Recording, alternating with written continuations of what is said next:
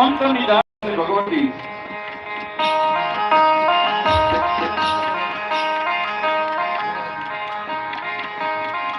આપણે એક બહુ જૂની કહેવત છે સુખ હોય